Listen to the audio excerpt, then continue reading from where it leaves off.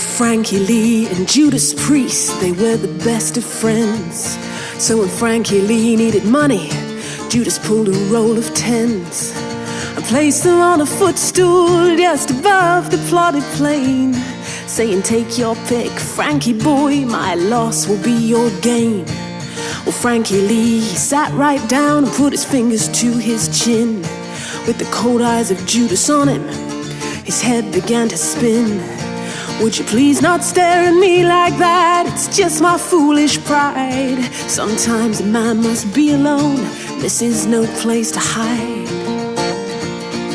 Well, Judas, he just winked and said, "All right, I'll leave you here. But you better choose which bills you want before they disappear. I'm gonna start my picking now. Just tell me where you'll be." Judas pointed down the road and said, "Eternity."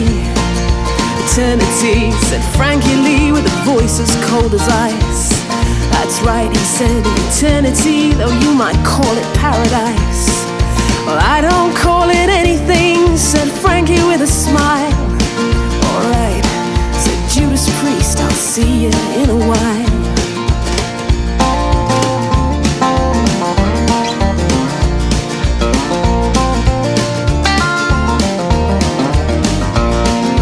Frankie Lee, he sat back down, feeling low and mean. Just then a passing stranger burst upon the scene.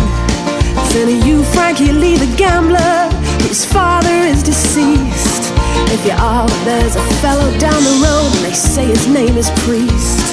"Oh yes, he is my friend," said Frankie Lee in fright. "I do recall him very well, for he just left my sight." "Yes, that's the one," the stranger said, as quiet as a mouse. "My message is he's down the road, stranded in a house." Well, Frankie Lee panicked, he dropped everything and ran, until he came up to the spot where Judas Priest did stand. "What kind of house is this," he said, "where I have come to roam?" "It's not a house," said Judas Priest, "it's not a house, it's a home." Well, Frankie Lee, he trembled, he soon lost all control over everything which he had made while the mission bells did toll. He stared at that big house, as bright as any sun, with 420 windows, a woman's face in every one. Well, up the stairs ran Frankie Lee with a soulful bounding leap, and foaming at the mouth began to make his midnight creep. For 16 nights and days he raved, on the 17th he burst into the arms of Judas Priest, which is where he died of thirst.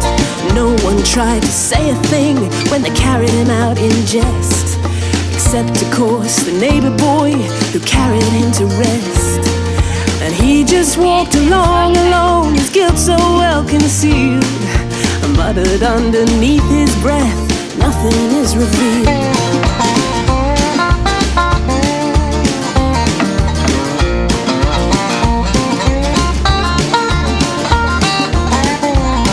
Well, the moral of this story, the moral of this song, is just that one should never be where one does not belong. So when you see your neighbor carrying something, help him with his load. And don't go mistaking paradise for that home across the road. No, don't go mistaking paradise for that home across the road.